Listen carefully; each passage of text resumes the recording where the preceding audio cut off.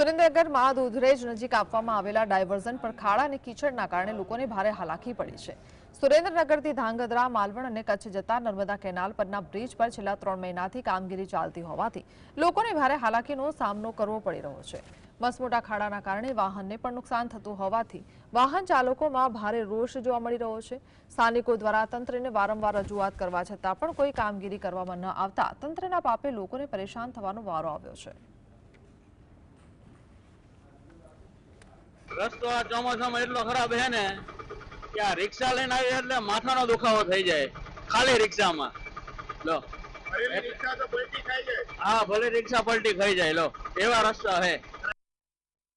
7મા મહિનાથી જે ગુજરાત ડાયવર્ઝન જે કચ્છ ભુજના જાળવતો ડાયવર્ઝન જે બ્રિજ જે બંધ કરવામાં આવ્યો છે તે 7મા મહિનાથી બંધ કરવામાં આવ્યો છે। હજી એના બ્રિજનું કંઈ નામો નિશાન નથી, પણ તેમ છતાં જે ડાયવર્ઝન જે આપ્યો છે એમાં રાત્રિના અંધારકારમાં લાઇટો નથી, તેમજ ખાડાઓ મોટા છે। ખાડાના કારણે અકસ્માત થાય છે। તેમ છતાં તંત્ર ધોર નીંદમાં સૂતું એવું લાગે, કારણ કે તંત્રને વારંવાર રજૂઆત કરેલી છે, લેખિત અને મૌખિક પણ રજૂઆત કરેલી છે, તેમ છતાં કોઈ કાર્યવાહી કરવામાં આવતી નથી।